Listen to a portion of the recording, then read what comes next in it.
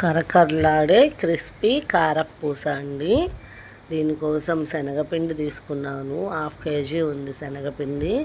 1/2 KG శనగపిండికి ఒక చిన్న bowl అండి. ఆ బౌల్ ఒక సూప్ బౌల్ బియ్యం పిండి తీసుకున్నాను. అందులో కొంచెం పచ్చిమిర్చి గ్రైండ్ చేసి జీలకర్ర కూడా వేసాను అందులోనే.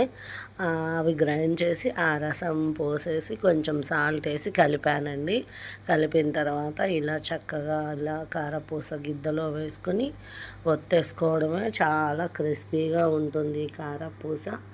చక్కగా మనం అందులో వెన్న కూడా వేసుకోవచ్చు. నేను ఏం వేయలే, మా అబ్బాయి అసలు వెన్న వద్దు నాకు, మళ్ళీ ఫ్లేవర్ వేరే ఉంటుంది అనేసరికి వెన్న వేయలేదు. వెన్న వేసుకుంటే ఇంకా బాగుంటుంది ఆ ఫ్లేవరు. అసలు చాలా తొందరగా కూడా ఫ్రై అయిపోతాయి ఇవి. చిటికెలు మన గ్యాస్ పొయ్యి మీదనే వండుకోవచ్చు. పెద్ద కట్టెల పొయ్యి ఉండాల్సిన అవసరం కూడా లేదు. మరీ ఎక్కువ కాకుండా కొంచెం కొంచెమే కలుపుకోవాలి పిండి. మరి అంతా కలిపేస్తే గట్టి పడిపోతుంది అన్నమాట. ఒక 1/2 కేజీ ఒకసారి కలుపుకున్నా పర్వాలేదు, కానీ అంతకంటే ఎక్కువ అయితే మాత్రం అది గట్టి పడిపోద్ది కారపూస. ఇలా కలిపి చూడండి, చాలా క్రిస్పీగా ఉంటుంది.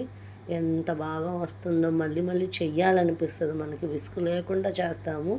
మరి ఇంత కలుపుకుంటే మనకి ఇబ్బంది అవుతుందేమో, కానీ ఒక 1/2 కేజీ అంత చేసుకుంటే మాత్రం చాలా త్వరగా అయిపోతుంది. చక్కగా చేసుకోవచ్చండి. ఇంట్లో ఒక్కరమే చేసుకోవచ్చు, ఇద్దరు అవసరమే లేదు దీనికి.